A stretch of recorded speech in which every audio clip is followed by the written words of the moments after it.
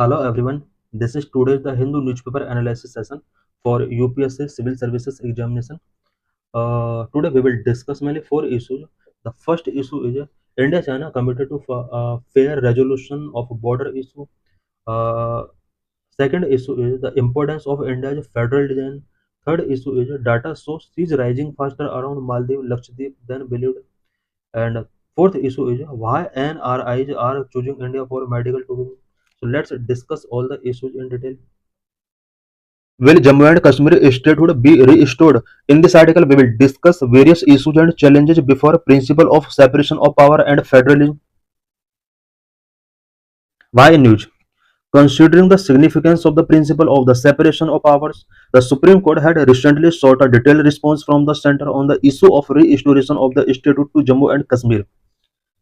Separation of power के principle के significance को कंसिडर करते हुए recently Supreme Court of India ने सेंट्रल गवर्नमेंट से जम्मू एंड कश्मीर के स्टेटहुड रिस्टोरेशन से रिलेटेड रिस्पॉन्स मांगा है. Failure to restore statehood to Jammu and Kashmir is affecting the rights of the citizens there. Jammu and Kashmir को स्टेटहुड गिवन नहीं किया गया है, इससे वहां के सिटीजंस के जो राइट्स हैं वो अफेक्ट हो रहे हैं.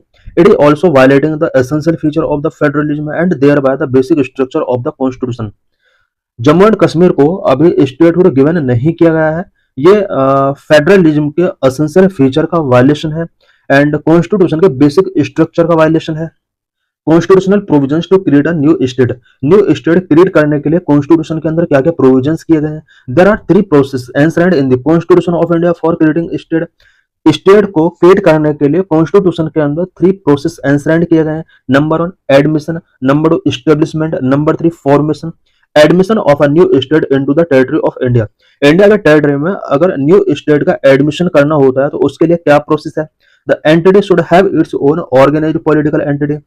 एंटिटी का अपना ऑर्गेनाइज्ड पॉलिटिकल एंटिटी होना चाहिए. अगर उसका पॉलिटिकल एंटिटी होगा तो उस केस में हम इसको एडमिट कर सकते हैं अपने इंडियन स्टेट के अंदर. Admission through acquisition shall be guided by international law. Acquisition के थ्रू अगर हम एडमिशन करते हैं अपने इंडियन टेरिटरी में देन ये इंटरनेशनल लॉ के द्वारा गाइड होना चाहिए. This was the process by which Jammu and Kashmir was admitted into the India territory through the instrument of accession in 1947. Jammu and Kashmir को 1947 में इंस्ट्रूमेंट ऑफ एक्सेशन के थ्रू इंडियन टेरिटरी में एडमिट किया गया था. By executing this instrument of accession under the provision of the Indian Independence Act 1947, the then ruler of Kashmir, Maharaja Hari Singh, agreed to accede his state to India. Indian independence act 1947 के instrument of accession provision के according Jammu and Kashmir के महाराजा हरि सिंह ने जम्मू और कश्मीर को Indian state के before exceed किया था. It means Indian territory में इसको ऐड करने के लिए उसने एक तरीके से एग्रीमेंट गिवन किया. एस्टेब्लिशिंग न्यू स्टेट किस तरह से एस्टेब्लिश किया जाता है इससे पहले हमने एडमिशन के बारे में पढ़ा. अब यहाँ पर स्टेट के एडमिशन से रिलेटेड प्रोविजन पढ़ेंगे. Territory shall be acquired as per the definition of acquisition in international law. किसी भी टेरिटरी को अगर एक्वायर करना है वो इंटरनेशनल लॉ के अकॉर्डिंग डेफिनेशन के थ्रू ही एक्विजिशन किया जा सकता है. India acquired Goa and Sikkim and established them as state. India ने एस्टेब्लिश के थ्रू गोवा एंड सिक्किम को इंडिया स्टेट का पार्ट बनाया था. Formation of a new state का फॉर्मेशन कैसे किया जाता है. It includes reorganisation of state. इसके अंदर स्टेट्स के रीऑर्गेनाइजेशन को इंक्लूड किया गया है जो कि आर्टिकल 3 के अंदर मेंशन है. Reorganization of an existing state which led to India to take its number of 14 states in 1956 to 29 states before the enactment of the Jammu and Kashmir Reorganization Act 2019. 1956 में reorganisation के according India के अंदर 14 state हुआ करते थे, but Jammu and Kashmir reorganisation act 2019 के before India में 29 state reorganise किए गए थे. Parliament power to form a new state by separation of territory. Territory को सेपरेट करके भी न्यू स्टेट फॉर्म किए जा सकते हैं. इससे रिलेटेड पार्लियामेंट के पास क्या क्या पावर है. Article 3 of the constitution provide for process of reorganisation where in parliament में by law form a new state. Constitution का आर्टिकल 3 के अकॉर्डिंग न्यू स्टेट रीऑर्गेनाइजेशन किए जा सकते हैं और इसके लिए पार्लियामेंट को ऑथराइज किया है। Number of by separation of territory from any state or by uniting two or more state or part of state by uniting any territory to a part of state. Parliament new state form करने के लिए to or more state को unite कर सकती है, किसी state के part area को इंक्रीज कर सकती है, डिक्रीज कर सकती है, किसी स्टेट के बाउंड्रीज को अल्टर कर सकती है, किसी स्टेट के नेम को अल्टर कर सकती है। यूनियन में diminish the area of a state, it can not take it away by making it a union territory. Union government किसी स्टेट के एरिया को डिमिनिश करके उसको यूनियन टेरिटरी डिक्लेयर नहीं कर सकती। This would be against the federal feature of India, ये India के फेडरल फीचर के अगेंस्ट होगा। Therefore it is mandatory for the union to restore the statehood of Jammu and Kashmir. यही वजह है कि जम्मू एंड कश्मीर के लिए स्टेटहुड रिस्टोर करना यूनियन के लिए मैंडेटरी हो जाता है। ऐसा इसलिए हो रहा है बिकॉज ये कॉन्स्टिट्यूशन के अंदर मैंडेट किया गया है कि किसी स्टेट के एरिया को डिमिनिश करके यूटी में उसको कन्वर्ट नहीं किया जा सकता है यूनियन के द्वारा, और जम्मू एंड कश्मीर के साथ ऐसा ही किया गया है। यही वजह है कि यूनियन गवर्नमेंट के ऊपर ये ऑब्लिगेशन है कि वो जम्मू एंड कश्मीर को स्टेटहुड गिवन करे। What about India's federal design, India के फेडरल डिजाइन से रिलेटेड हम यहाँ पर कुछ इंपॉर्टेंट पॉइंट्स डिस्कस करेंगे। Article 1, India has been made a union of states, which means that it is indivisible and that state have no right to secede।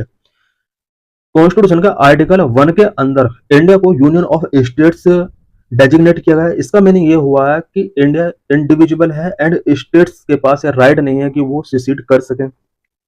The word India reflect a unitary federation while the word Bharat is a cultural connotation which signify that India has a composite culture and that there is unity in diversity।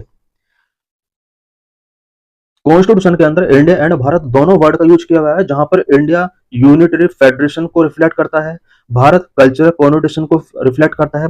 It means India और भारत दोनों word India की composite culture and unity in diversity को reflect कर रहे हैं। Word federation is not used despite being a two-tier system of governance. The word federation is not used, but rather union is written expressly to ensure India's federal character and unitary spirit। Constitution के अंदर word two tier system of governance होने के बाद भी word federation को use नहीं किया है, इसकी जगह पर यूनियन वर्ड को स्पेशली तरीके से लिखा गया है सो दैट इंडिया का federal character and unitary spirit को इंश्योर किया जा सके। Express use of the word union makes the center strong enough to protect the unity and integrity of the nation। The federal character is created to equitably distribute the resources, establish India as a welfare state। Union word को specially तरीके से use किया गया है, ये कहीं ना कहीं सेंटर को स्ट्रॉन्ग करने के लिए ऐसा यूज किया गया सो दैट इंडिया की यूनिटी एंड इंटीग्रिटी को सेंटर प्रोटेक्ट कर सके। फेडरल कैरेक्टर जो है हमारे इंडियन सिस्टम का वो इसलिए है ताकि रिसोर्स का इक्विटेबली डिस्ट्रीब्यूट किया जा सके एंड इंडिया को एक वेलफेयर स्टेट बनाया जा सके। This is the reason that India federal character has been included in the basic structure of constitution. यही वजह है कि इंडिया के फेडरल कैरेक्टर को कॉन्स्टिट्यूशन के बेसिक स्ट्रक्चर में इंक्लूड किया गया है। वह Rajya Sabha has been made a permanent house, Rajya Sabha को एक परमानेंट हाउस क्यों बनाया गया? Without a federal design India union would lose its existence. Federal design के विदाउट इंडियन यूनियन जो होगा उसका कोई एग्जिस्टेंस नहीं होगा। Hence the Rajya Sabha has been made a permanent house in the Article 83 which writes that it shall not be subject to dissolution। यही वजह है कि राज्यसभा को आर्टिकल 83 के अकॉर्डिंग परमानेंट हाउस बनाया गया, जिसके अंदर ये लिखा हुआ है कि इसका कॉन्स्टिट्यूशन के अंदर ये लिखा हुआ है कि यह डेजोल्यूशन का सब्जेक्ट नहीं होगा। The states representation must always be at the union level to maintain and sustain India's unitary federation। Union level पर स्टेट्स का रिप्रेजेंटेशन इसलिए होना चाहिए so that India unitary federation को मेंटेन किया जा सके, सस्टेन किया जा सके। यूनियन लेवल पर स्टेट्स का रिप्रेजेंटेशन राज्यसभा के अंदर होता है। Thus it is imperative that the statehood Jammu and Kashmir be restored to protect the sanctity of the federation। Federation की सैंक्टिटी को प्रोटेक्ट करने के लिए ये इंपॉर्टेंट हो जाता है कि जम्मू एंड कश्मीर को स्टेटहुड गिवन किया जाए। What is present situation in Jammu and Kashmir? Jammu and Kashmir में प्रेजेंट में क्या सिचुएशन है? Supreme court worded on article 370 and 35A In 2023, the Supreme Court upheld the abrogation of Article 370 and 35A and also directed the Union government to restore the statehood of Jammu and Kashmir and hold legislative assembly elections. 2023 में supreme court ने article 370 and 35A के abrogation को upheld किया and union government को direct किया कि वो Jammu and Kashmir के लिए स्टेटहुड रीस्टोर करे एंड लेजिस्लेटिव असेंबली इलेक्शंस वहां पर कंडक्ट करे. Elections to assembly. Elections for the 90-member assembly were held in 2024, but till now, government has not restored the statehood as ordered by the court. 2024 में 90 member assembly के लिए elections कराए गए थे, but government ने अभी तक स्टेटहुड जम्मू एंड कश्मीर को गिवन नहीं किया गया है कोर्ट के डायरेक्शन के बाद भी.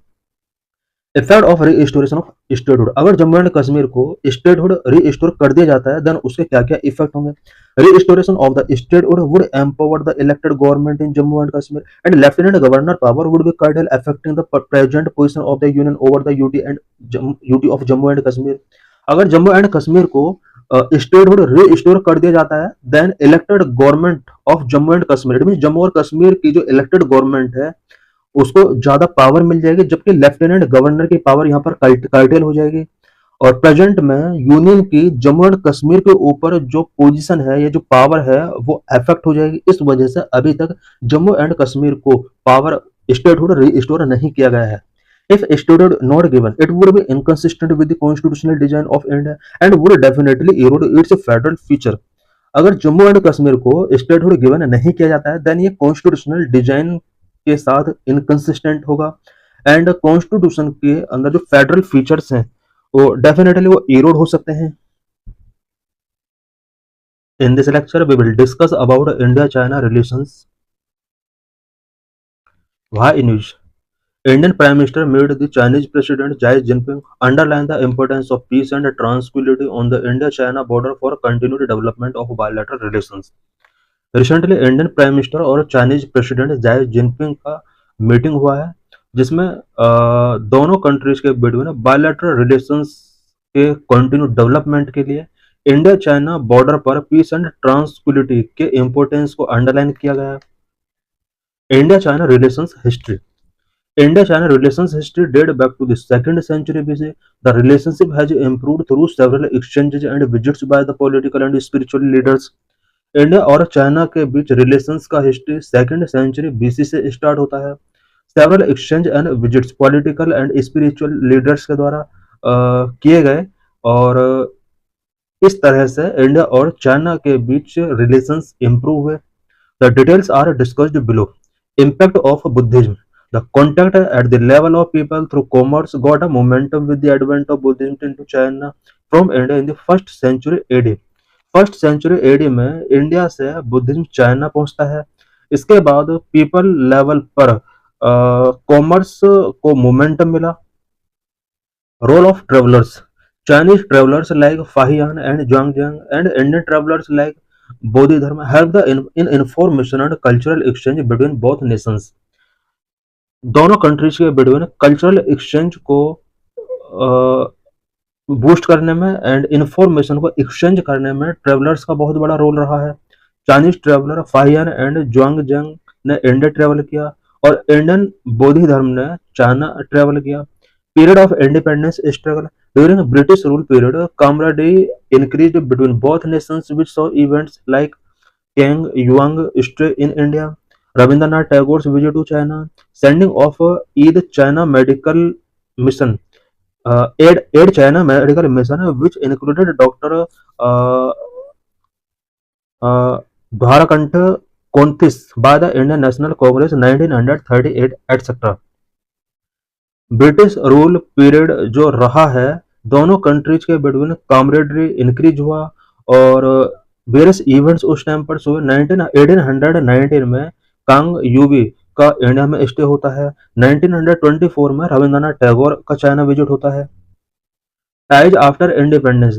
The period of the 1950s saw the Hindi चीनी भाई भाई phase which led to the strengthening of ties. 1950s का जो टाइम था वो हिंदी चीनी भाई भाई के फेज के तौर पर देखा जाता है और इस टाइम पीरियड का ड्यूरिंग दोनों कंट्रीज के बीच टाइज स्ट्रेंथ होते हैं. India China relations timeline. India China relationship have evolved with time and witnessed several ups and downs. Over the time दोनों कंट्रीज के बीच रिलेशंस इवॉल्व हुए एंड सेवरल टाइम्स पर अप्स एंड डाउन देखे गए दोनों कंट्रीज के रिलेशन में। 1950 establishment of diplomatic relations between India and China. 1950 में इंडिया और चाइना के बीच डिप्लोमेटिक रिलेशंस एस्टेब्लिश होते हैं। 1954 signing of the Panchsheel five principles of peaceful coexistence. दोनों कंट्रीज के बीच में पंचशील साइन किया जाता है 1954 में। 1962 border war between India and China. India और चाइना के बिटवीन 1962 में बॉर्डर वॉर होता है। It was fought over disputed territory in the Aksai Chin region and Arunachal Pradesh. 1962 का जो वॉर होता है उसका main reason Aksai Chin region and Arunachal Pradesh region के अंदर डिस्प्यूटेड टेरिटरी को लेकर यह वॉर था। 1970 से restoration of full diplomatic ties after 15 years. 15 years के बाद दोनों कंट्रीज के बीच में डिप्लोमेटिक टाइज का रीस्टोरेशन होता है। 1984 signing of the most favoured nation trade agreement. दोनों कंट्रीज के बीच में most favoured nation trade agreement sign होते हैं। 1986 China condemned India's move to make Arunachal Pradesh a full fledged state. 1986 में इंडिया ने अरुणाचल प्रदेश को फुल फ्लैड स्टेट डेजिग्नेट किया। चाइना ने इंडिया के इस मूव को कंडेम किया था। 1998 India conduct nuclear test which receive Chinese criticism. 1998 में जब इंडिया के द्वारा न्यूक्लियर टेस्ट कंडक्ट किया जाता है चाइना इसको क्रिटिसाइज करता है। 2005 Chinese premier Wen Jiabao support for India UN security council bid. 2005 में इंडिया के सिक्योरिटी काउंसिल बिड के लिए जो इनिशिएटिव्स टेकिंग किए जा रहे थे चाइनीज प्रीमियर वैन जियाबाओ ने इसका सपोर्ट किया था। 2006 reopening of Nathula pass for trade. Trade के लिए 2006 में नाथुला पास ओपन किया जाता है, रीओपन मेनली इसको किया जाता है। 2017 to 2022 Chinese incursion in Doklam, Galwan valley and Tawang. इन तीनों रीजन में चाइनीज डिफेंस का इनकर्जन्स होता है 2017 टू 2022 के बीच में। India China border overview. India shares 3,488 kilometers of border with China that runs along the state of Jammu and Kashmir, Himachal Pradesh, Uttarakhand, Sikkim and Arunachal Pradesh. India और चाइना के बिटवीन अबाउट 3,488 किलोमीटर का बॉर्डर शेयर होता है और ये बॉर्डर इंडिया के मेनली 5 स्टेट के through Jammu and Kashmir, Himachal Pradesh, Uttarakhand, Sikkim and Arunachal Pradesh के साथ कनेक्ट होता है। Total length 3,488 kilometre. Border state UTs Jammu and Kashmir, Ladakh, Himachal Pradesh, Uttarakhand, Sikkim, Arunachal Pradesh. Status not fully demarcated, line of actual control clarification ongoing. Border जो है इंडिया और चाइना के बिटवीन फुली डिमार्केटेड नहीं है, line of actual control clarification अभी चल रहे हैं। Terrain region high altitude sparsely populated, infrastructure challenges है। Border guarding force Indo Tibetan border police force के द्वारा यहाँ पर गाइडिंग किया जाता है। India China border dispute. India China relations have witnessed several border disputes. India और चाइना के बिटवीन सेवरल बॉर्डर डिस्प्यूट्स रहे हैं। The Sino Indian border dispute resolve around the sovereignty of की territories like Aksai Chin and Arunachal Pradesh, complicated by historical colonial influences.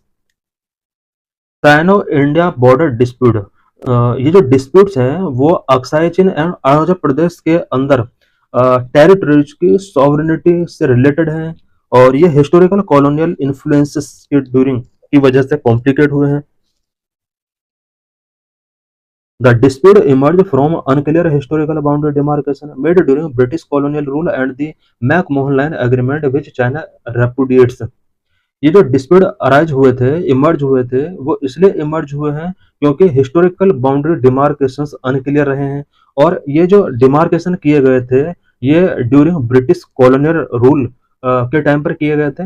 इसके बाद McMahon line agreement जो भी किए गए थे चाइना उसको हमेशा रेपुडिएट्स करता रहा है। The several border disputes between India and China are discussed below. Boundary line dispute. India acknowledged the McMahon Line as LAC between India and China, while China does not recognize it.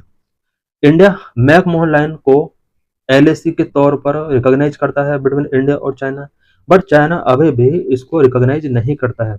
It means McMahon line को अभी भी China accept नहीं करता है। Sino-India War. The 1962 Sino-India War emerged from the border dispute in Aksai Chin and Arunachal Pradesh. 1962 का जो cyano India war हुआ था वो Aksai Chin and Arunachal Pradesh region के अंदर बॉर्डर डिस्प्यूट की वजह से हुआ था। Nathula classes the Nathula classes occurred in 1967 when the PLA attacked Indian post in Sikkim। Nathula classes 1967 में हुए थे। ये उस टाइम पर हुए थे जब पीएलए ने सिक्किम के अंदर इंडियन पोस्ट के ऊपर अटैक किया था। Doklam issue: The 2017 Doklam standoff was a 73-day military conflict between India and China over the construction of a road by Chinese troops in a disputed Doklam region। Doklam stand of 2017 में हुआ था और ये 73 days तक continue चलता रहा। India और China के बिटवीन मिलिट्री कॉन्फ्लिक्ट्स चल रहे थे और इन कॉन्फ्लिक्ट्स का जो मेन कॉज था वो ये था कि चाइनीज ट्रूप्स डोकलाम रीजन के अंदर रोड कंस्ट्रक्ट कर रहे थे। Galwan clashes: Chinese troop invaded Indian territory in the Galwan river valley in 2020 causing objections to Indian road construction. 2020 में गलवान रिवर वैली के अंदर इंडियन टेरिटरी पर चाइनीज ट्रूप्स ने अटैक किया था, इन्वेड किया था और यहाँ पर रोड कंस्ट्रक्शन का वर्क यहाँ पर चाइनीज ट्रूप्स कर रहे थे। It became the first fuddle confrontation between the two sides since 1975। 1975 के बाद ये फर्स्ट फडल कॉन्फ्रेंटेशन रहा है। यांगसे clash 2022 the यांगसे clash occurred in Arunachal Pradesh involving Indian and Chinese troops। Around 300 Chinese troops advanced on Indian outpost। यांगसे clash 2022 में Arunachal Pradesh region के अंदर हुए। Indian and Chinese troops के बिटवीन ये क्लैशेस हुए। India China political relations: India China relations were established in 1950 when India became the first non-socialist bloc country to establish diplomatic relationship with China। India और China के between relations 1950 से start होते हैं और दोनों countries के बीच में डिप्लोमेटिक रिलेशनशिप एस्टेब्लिश किए जाते हैं।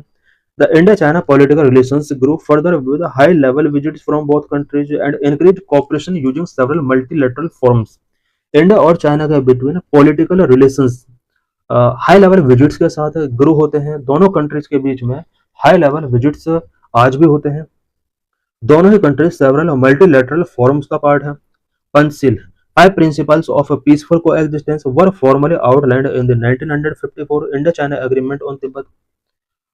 5 principles of peaceful coexistence, it means peaceful coexistence के लिए यहाँ पर 5 principles पर साइन किया गया था 1954 में।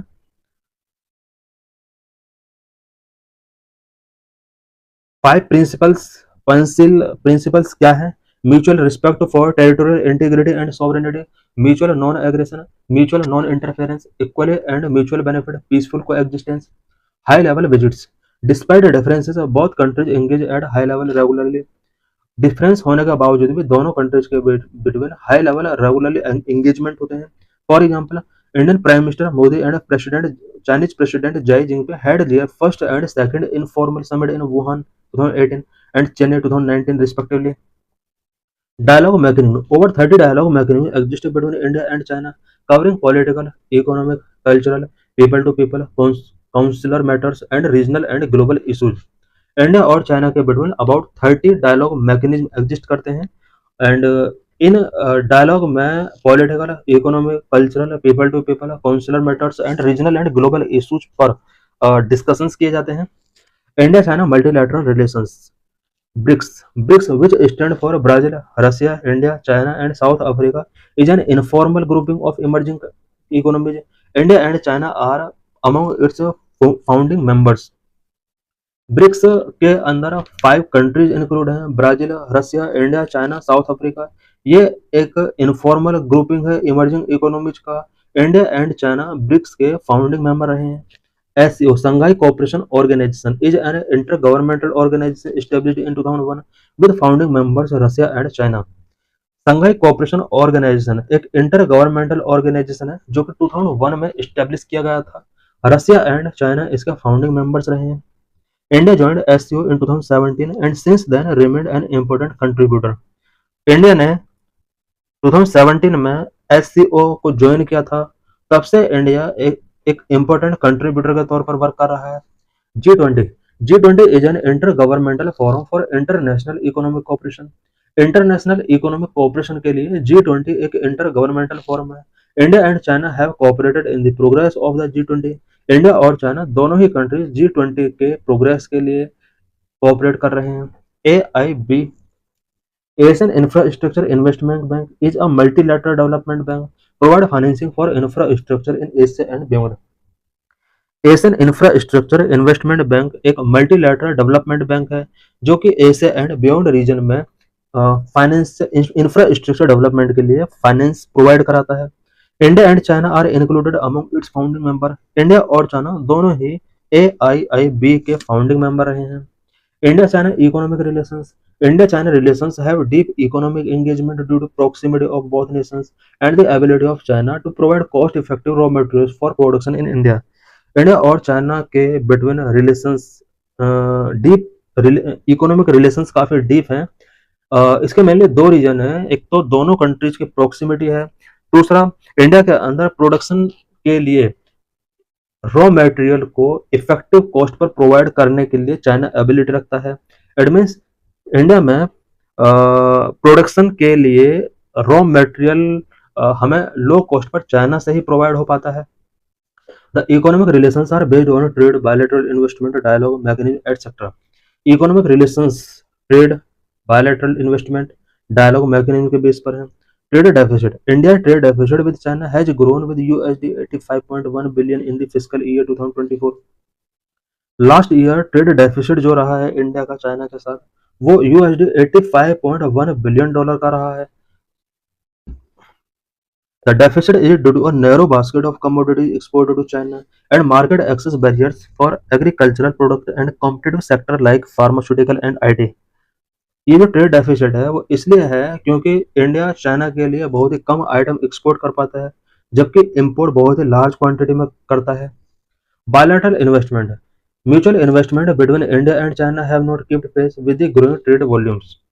म्यूचुअल इन्वेस्टमेंट चाइना और इंडिया के बिटवीन जो होता है वो उतना पेस टेकिंग नहीं कर पाया जितना ट्रेड वॉल्यूम दोनों के बीच बिटवीन बढ़ा है।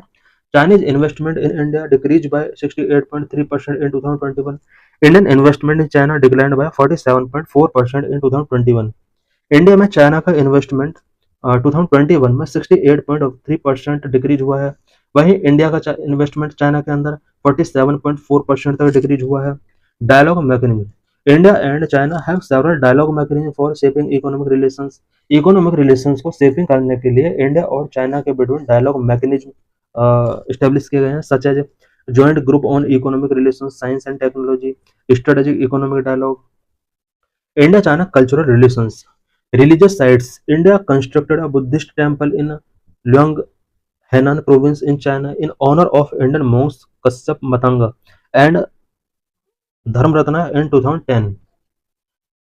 इंडिया ने चाइना के अंदर एक बुद्धिस्ट टेम्पल बनाया है जो कि Indian monk Kashyap Matanga and Dharmratna के ऑनर में बनाया गया था 2010 में। Diaspora, as of 2024, the Indian diaspora in China is around 56,000 individuals, primarily consisting of medical students and business professionals। India के अबाउट 56,000 इंडिविजुअल्स चाइना में है और मेडिकल स्टडी के लिए, बिजनेस पर्पज के लिए ये वहां पर विजिट कर रहे हैं। Bollywood movies and yoga, the popularity of Indian Bollywood movies like Dangal and yoga in China has improved India's cultural relation with China. India और चाइना के बिटवीन कल्चरल रिलेशंस को इम्प्रूव करने में इंडियन बॉलीवुड मूवीज का एंड योगा का बहुत बड़ा रोल रहा है। Education, in 2006 India and China sign the education exchange programme and umbrella agreement govern educational cooperation between the to countries. 2006 में इंडिया और चाइना के between education exchange programme EEP sign किया जाता है। ये एक अम्ब्रेला एग्रीमेंट था जो कि दोनों कंट्रीज के बिटवीन एजुकेशनल कोऑपरेशन को गवर्न करता है। India-China military relations peace agreement, India and China signed an agreement on the maintenance of peace and tranquility in 1993, which promoted the peaceful resolution of border dispute। 1993 में India और China के between maintenance of peace and tranquillity agreement sign किया जाता है और ये जो agreement होता है वो बॉर्डर डिस्प्यूट के रेजोल्यूशन, पीसफुल रेजोल्यूशन को प्रमोट करता है। Military exercises, India and China also conduct a hand in hand exercise which aims to enhance interoperability between the two armies, particularly in counter-terrorism operations. India और China के between एक military exercise conduct की जाती है, hand in hand exercise, जिसका main M दोनों countries की army के बिटवीन इंटरऑपरेबिलिटी को एनहांस करना है। India China relations challenges territorial dispute. Several territorial disputes in Ladakh, Doklam, Arunachal Pradesh, etc. mainly due to five-finger policy and salami silencing strategy of China. India और China के between territorial dispute हैं, specially Ladakh, Doklam, Arunachal Pradesh के अंदर कुछ territorial disputes हैं। And five finger policy जो China की policy है, ये जो डिस्प्यूट है मेनली फाइव फिंगर पॉलिसी की वजह से है। Five finger policy it regard Tibet as the China's right hand palm. Tibet Tibet को चाइना राइट हैंड पाम मानता है, with five fingers on its periphery, Ladakh, Nepal, Sikkim, Bhutan, and Northeast Frontier Agency, now known as Arunachal Pradesh, which China considered its responsibility to liberate. China ने जो five finger policy adopt की हुई है, तिब्बत इस five finger policy का palm है, and five finger के रूप में यहाँ पर लद्दाख, नेपाल, सिक्किम, भूटान एंड अरुणाचल प्रदेश को ये काउंट करता है। एंड चाइना ये इन सभी फिंगर्स को लिबरेट करना अपनी रिस्पॉन्सिबिलिटी मानता है। ह्यूज ट्रेड इम्बैलेंस, दोनों कंट्रीज के बीच में ट्रेड इम्बैलेंस भी एक कंसर्निंग इशू है। India has the largest trade deficit with China. India का सबसे ज्यादा ट्रेड डेफिसिट जो है वो चाइना के साथ है। India trade deficit with China has been increasing and reaching $85.1 billion in the fiscal year of 2024। India और चाइना के बिटवीन 2024 यानी लास्ट ईयर जो ट्रेड डेफिसिट रहा है वो $85.1 बिलियन का रहा है। String of Pulse, it is Chinese strategy to encircle India through a chain of military and commercial facilities on land and sea. String of Pulse एक Chinese strategy है India को encircle करने के लिए। इट मीन्स यहाँ पर chain of military and commercial facilities के through China चाहता है कि स्ट्रिंग ऑफ पल्स के थ्रू इसको फुल्ली तरीके से कवर किया जाए। Necklace of diamond is India counter strategy to China string of pearls. China के स्ट्रिंग ऑफ पल्स स्ट्रेटेजी को काउंटर करने के लिए इंडिया ने अभी necklace of diamond counter strategy launch की। Incursion in the Indian Ocean, Chinese interference in the Indian Ocean region and spying on India using vessels like Yuan Wang 5 have led to security concern for India. Indian ocean region में China का influence बहुत ज्यादा increase हो रहा है। India को कुछ vessels के थ्रू स्पाइंग किया जा रहा है, सच एज युआंग वैंग 5 वेजल्स लास्ट कुछ ईयर्स में ये शो किए गए हैं। Water security, China's plans to build the world's largest dam, the Yalung Jangbo Dam on the Brahmaputra River, have raised concern about the flow of water in low riparian countries such as India and Bangladesh. China ने world का largest dam Brahmaputra river पर Yarlung Tsangpo dam establish किया है, जो कि lower riparian countries such as India and Bangladesh में water flow से related concern raise करता है। Significance of stable relations with China, India और चाइना के बिटवीन अगर रिलेशंस स्टेबल होते हैं तो उसका क्या क्या सिग्निफिकेंस हो सकता है। नंबर 1, इनहांस्ड बॉर्डर स्टेबिलिटी, इससे बॉर्डर स्टेबिलिटी इनहांस हो सकती है। De-escalation would prevent future clashes and allow resource to be diverted to development priorities. दोनों कंट्रीज के बीच में अगर डी एस्केलेशन होंगे तो इसकी वजह से फ्यूचर क्लैशेस प्रिवेंट हो सकते हैं एंड रिसोर्सेज को डेवलपमेंट प्रायोरिटी के लिए यूज किया जा सकता है। Number 2, economic interest, a stable relationship between China and India is crucial as China is India's largest trading partner and third largest export market. India और चाइना के between trade बहुत ज्यादा होता है। दोनों कंट्रीज के बीच में स्टेबल अगर रिलेशनशिप स्टेबल होते हैं तो दोनों कंट्रीज के बीच में इकोनॉमिक रूप से दोनों कंट्रीज को डेवलप किया जा सकता है। 2/3 of India total active pharma ingredients is source from China. India का जो फार्मा इंग्रेडिएंट्स यूज करता है इंडिया, उसका 2/3 जो है वो चाइना से सोर्स किया जाता है। Number 3, energy security, cooperation with China is necessary to receive about hydrological information of transborders rivers to secure India hydro electric potential. India के अंदर हाइड्रो इलेक्ट्रिक पोटेंशियल को सिक्योर करने के लिए ट्रांसबोर्डर रिवर्स से रिलेटेड इंफॉर्मेशन हमें China से take करना होता है। Both countries are major importers of oil in Asia. Their cooperation would increase their bargaining power to avoid Asian premium. China control about 90% of global rare earth metals production. China global earth rare metal के production में 90% का share रखता है. More than 80% of solar module and cell are imported from China.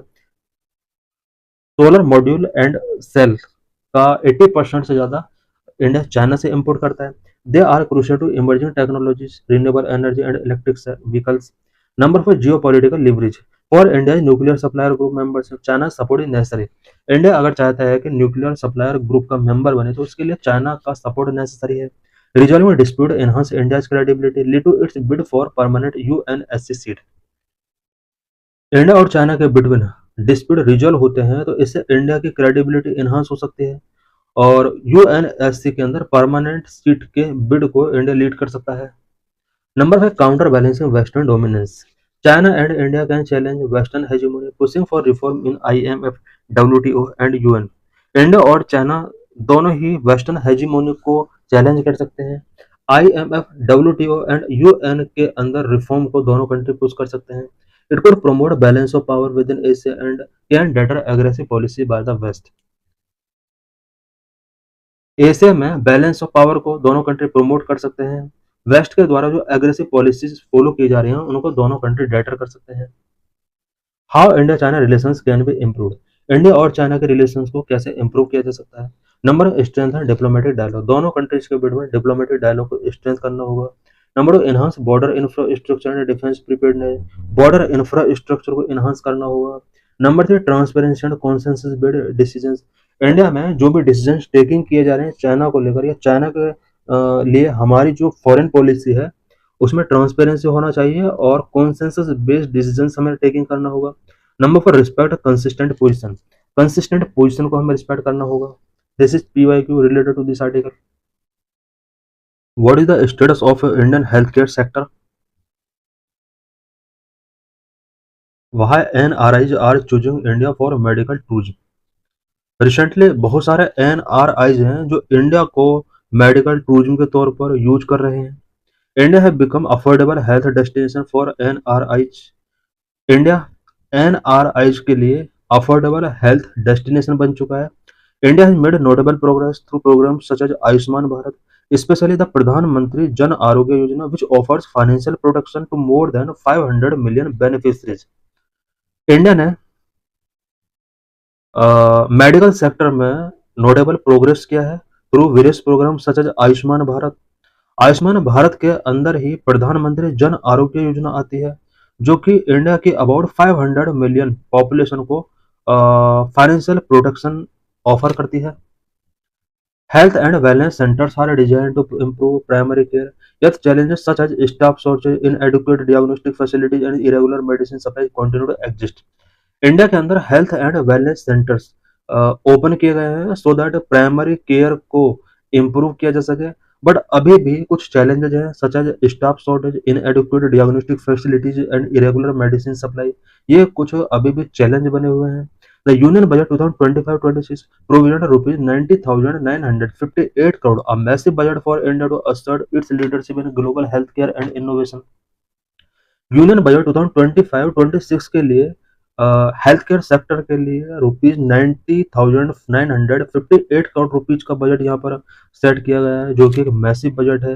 India को global health care and innovation में leadership के लिए ये एक बिग बजट है. Addition of 75,000 medical seats over the next 5 years promised. Next 5 years में medical seats को भी इंक्रीज किया जाएगा. नेक्स्ट 5 इयर्स के लिए अबाउट 75,000 मेडिकल सीट इंक्रीज करने का यहाँ पर टारगेट रखा गया है. And investment in day care cancer centre. Day care cancer centres भी अब बनाए जाएंगे. इट मीन्स ऐसे सेंटर बनाए जाएंगे जहां पर कैंसर पेशेंट का केयर किया जा सके. India is poised to enhance both accessibility and quality of care. India ने अब यहाँ पर टारगेट रखा है कि यहाँ पर qualitative health care services provide की जाएंगी. The country will add 10,000 medical seats in financial year 2026 alone. 2026 financial year में 10,000 मेडिकल सीट्स ऐड की जाएंगे, underscoring its commitment to health care excellence. World health day. World health day celebrated on April 7. serve as a global call to action for accessible and fair health care। Every year April 7 को world health day के तौर पर celebrate किया जाता है। ये accessible and fair health care के लिए ग्लोबल कॉल होता है इस दिन। The theme of 2025 health beginnings hopeful future. ये 2025 के health day world health day का थीम रहा है। Two recommendations for health sector. India के हेल्थ सेक्टर के लिए टू रिकमेंडेशंस यहाँ पर गिवन किए जाते हैं। First, establishing India as the global health care destination. Number two, addressing the global shortfall of health care professionals. India को एक ग्लोबल हेल्थ केयर डेस्टिनेशन के तौर पर इस्टेब्लिश करना है एंड वर्ल्ड के अंदर जो हेल्थ केयर प्रोफेशनल्स का शॉर्टेज है उसको इंडिया एड्रेस करे। Both these ideas in action through the heal in India and heal by India initiative. India के अंदर heal in India and heal by India initiative taking किया गया so that दोनों target को achieve किया जा सके। How India becoming a global health care destination. India global health care destination कैसे बन रहा है? With streamlined visa process, enhanced hospital infrastructure and robust public private partnership, India is becoming the preferred medical destination for international patients. India के अंदर global health care को better करने के लिए वेरियस इनिशिएटिव्स टेकिंग किए गए हैं, सच एज वीजा प्रोसेस को स्ट्रीमलाइन किया गया है, हॉस्पिटल इंफ्रास्ट्रक्चर को एनहांस किया गया है, पब्लिक प्राइवेट पार्टनरशिप को रोबस्ट किया गया है और इन इनिशिएटिव्स की वजह से आज इंटरनेशनल पेशेंट के लिए इंडिया मेडिकल डेस्टिनेशन बना हुआ है। Number two, India is addressing the global shortfall of health care professionals by training and deploying more doctors, nurses and paramedical abroad. India आज हेल्थ केयर प्रोफेशनल्स का जो world level पर shortfall है उसको address कर रहा है, बिकॉज इंडिया अपने डॉक्टर्स को पैरामेडिक अपने डॉक्टर्स को अदर कंट्रीज में ट्रेनिंग दे रहा है and more doctors, nurses and paramedics को वो डिप्लॉय कर रहा है अदर कंट्रीज में। Number three, Indian expertise support health care system worldwide which creating new opportunities for our skilled professionals. Indian expertise world health care system को support कर रहा है। Number four, introduction of cutting edge technologies to deliver quality health care has strengthen India's position as a global health care player. Both private and public hospital have played an integral role in this process. India quality health care service provide करने के लिए cutting edge technologies का use कर रहा है और global health care player के तौर पर इंडिया का जो पोजीशन है वो काफी स्ट्रेंथन हुआ है। Apollo was the first hospital to launch proton therapy for advanced cancer care in this part of the world and continues to attract patients from the countries such as Australia and United Kingdom to name a few। Apollo India का first hospital है जिसने advanced cancer care के लिए proton therapy launch की है और world के बहुत सारे पेशेंट हैं जो यहाँ पर ट्रीटमेंट के लिए आते हैं। What is new in healthcare budget 2025-26? Health care budget 2025-26 में न्यू क्या है? 200 केयर कैंसर सेंटर्स। इंडिया के अंदर इस बजट में cancer care 200 day cancer care centres यहाँ पर ओपन किए जाएंगे। Number two, custom duty exemption on 36 life saving drugs. About 36 life saving drugs पर कस्टम ड्यूटी अब हटा दी गई है, such as cancer, rare disease, chronic conditions. ये सभी डिसीज के लिए कस्टम ड्यूटी को एग्जम्प्ट कर दिया गया है। 13 new patient assistant programme. India के अंदर 13 न्यू पेशेंट असिस्टेंट प्रोग्राम्स इस बजट के अंदर डिक्लेयर किए गए हैं। The emphasis on artificial intelligence and digital health. Artificial intelligence का हेल्थ केयर सेक्टर में अब ज़्यादा यूज किया जाएगा। National centres for excellence. National centres for excellence अब ओपन किए जाएंगे हेल्थ केयर सेक्टर के लिए। A history of Indian public health policies in the last decade। Last decade में इंडियन पब्लिक हेल्थ पॉलिसीज का हिस्ट्री क्या रहा है? Public health policy are those decisions made by the government based on the resources available to address people's health need. People के health need को address करने के लिए कंट्री के पास क्या क्या रिसोर्स हैं और इन रिसोर्सेस के बेस पर गवर्नमेंट क्या क्या डिसीजंस टेकिंग करती है। This is known as public health policies। Public health policies of the government in the last decade indicate a severe paralysis to public health sector। Last decade में government के द्वारा जो भी public health policies taking की गई हैं वो sewer paralysis show करती हैं पब्लिक हेल्थ सेक्टर के लिए। National Rural Health Mission, which was started in 2005 and followed by the National Health Mission of 2013. National rural health mission 2005 में लॉन्च किया गया था। इसके बाद 2013 में नेशनल हेल्थ मिशन लॉन्च किया गया था। National health mission focus was on strengthening public sector health care through architectural correction. National health mission का जो फोकस है वो पब्लिक हेल्थ सेक्टर को स्ट्रेंथन करना है। Efforts were taken to strengthening the institutions of primary health care by implementing the national health program, which helped to build goodwill and trust among the people about public sector health care. Health infrastructure available in India: 6,155 community health centers, 26,636 primary health centers, 1,67,275 sub-centers, 759 district hospitals in the country, and 970 district level health facilities other than district hospital. ये India के अंदर health care infrastructure है। Health and wellness centres equal to sub centres plus public health centre and CHC PHC सब इसके अंदर include होते हैं। National health mission had various policies which strengthen the secondary and tertiary level healthcare in the public sector. Focus on a publicly funded health insurance scheme. Instead, the private insurance, the focus has shifted entirely on publicly funded health insurance scheme, such as the PMJAY under Ayushman Bharat since 2018. Private insurance की जगह public funded health insurance scheme की तरफ focus अब shift हुआ है, such as PMJAY under Ayushman Bharat since 2018। Ayushman Bharat के अंदर India में public funded health insurance scheme Pradhan Mantri Jan Arogya Yojana launch की गई थी 2018 में। Ayushman Arogya Mandir in 2023 all the health and wellness centres sub centres PHC and CHC have renamed to Ayushman Arogya Mandir. 2023 में जितने भी हेल्थ एंड वेलनेस सेंटर्स थे इंडिया के अंदर सभी को आयुष्मान आरोग्य मंदिर के साथ रिनेम कर दिया गया। What are challenges before public health system in India? India में पब्लिक हेल्थ सिस्टम के बिफोर क्या क्या चैलेंजेस हैं? Public health challenges are diverse in countries such as India. Number one, need to prevention program and health promotion activities. India के अंदर prevention programmes launch करने होंगे, साथ ही हेल्थ को प्रमोट करने वाले एक्टिविटीज सोसाइटी के अंदर लॉन्च करने होंगे। Number lack of curative care, India के अंदर क्यूरेटिव केयर का लैक है, इसको हमें इंक्रीज करने की नीड है।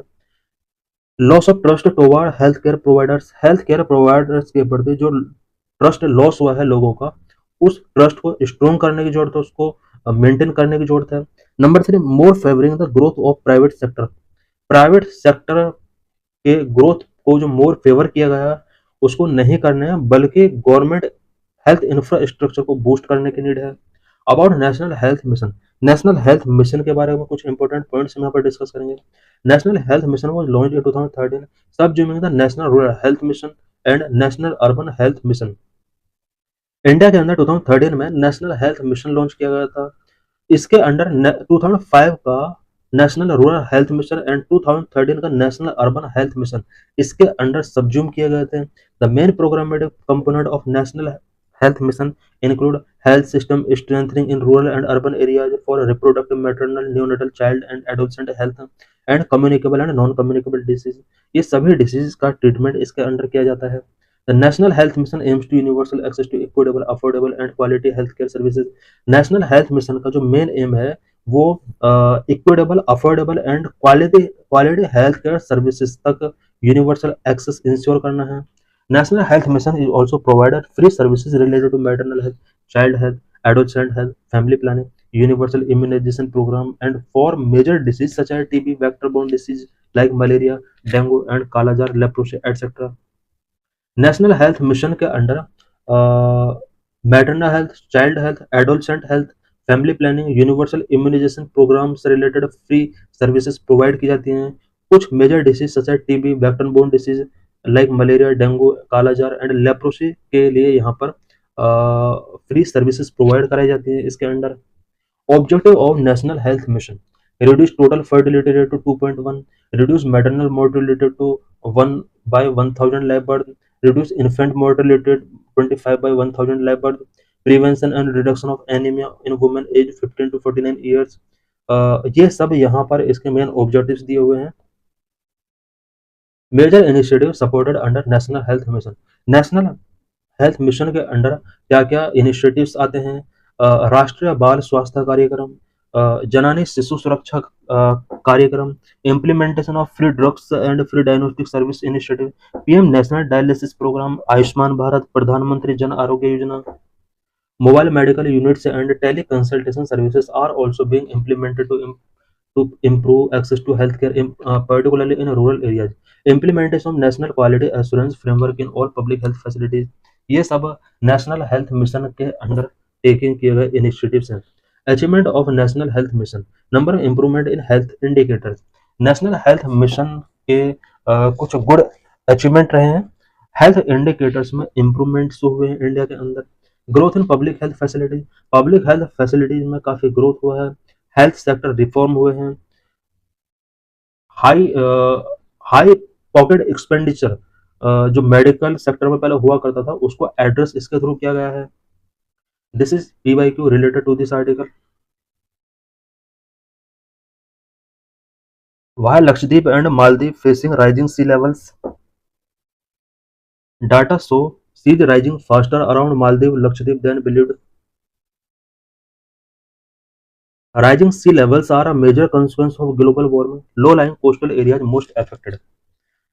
ग्लोबल वार्मिंग की वजह से सी लेवल राइज हो रहे हैं. लो लाइंग कोस्टल एरियाज इसकी वजह से सबसे ज्यादा इफेक्ट होने वाले हैं. Coral reef which are highly sensitive to the environment are also vulnerable to fluctuations in the sea level. Coral reefs जो इन्वायरमेंट के प्रति बहुत ज़्यादा सेंसिटिव हैं वो भी सी लेवल्स में फ्लक्चुएशंस की वजह से काफ़ी वल्नरेबल हो सकते हैं. When the sea level rise, sunlight may no longer penetrate the water to reach the coral reef that could reach before. This can lead to coral bleaching.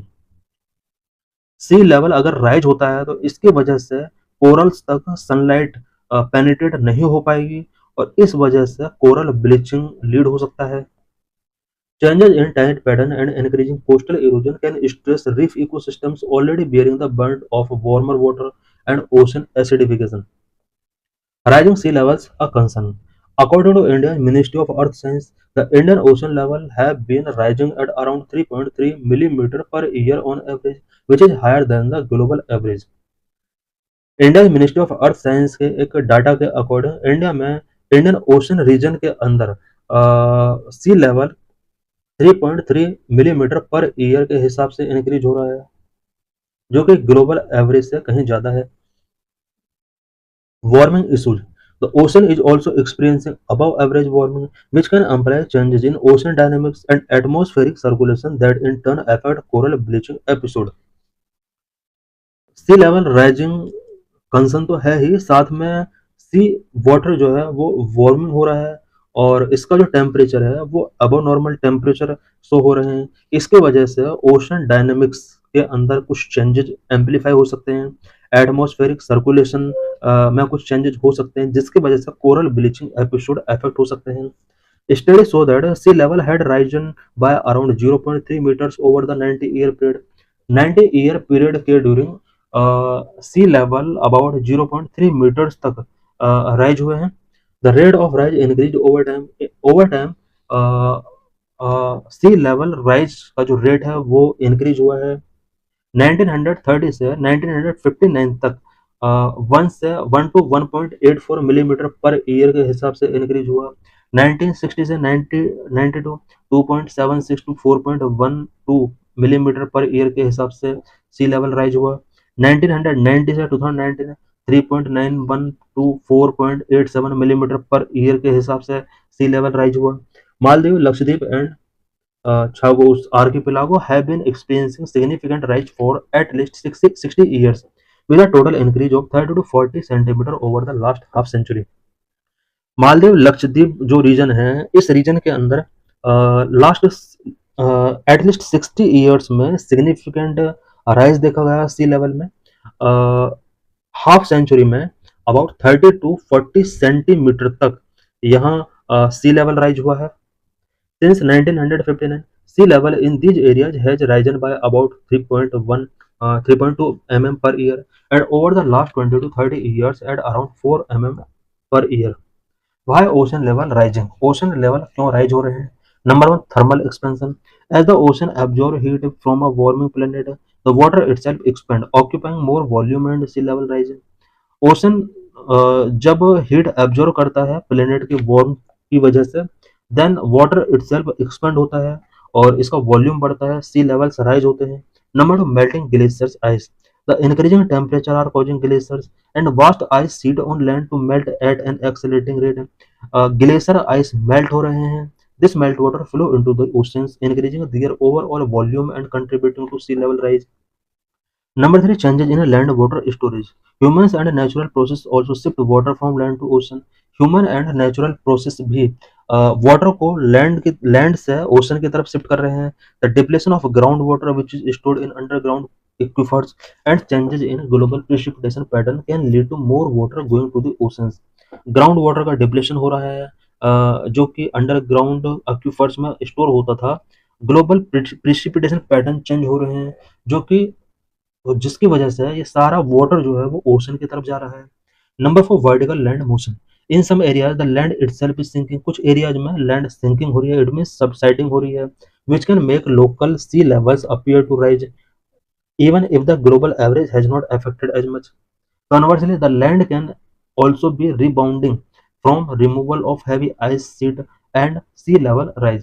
कभी कभी ऐसा होता है कि हैवी आइस जब रिमूव होती है तो उसकी वजह से लैंड रिबाउंडिंग हो सकता है एंड सी लेवल उसकी वजह से राइज हो सकता है.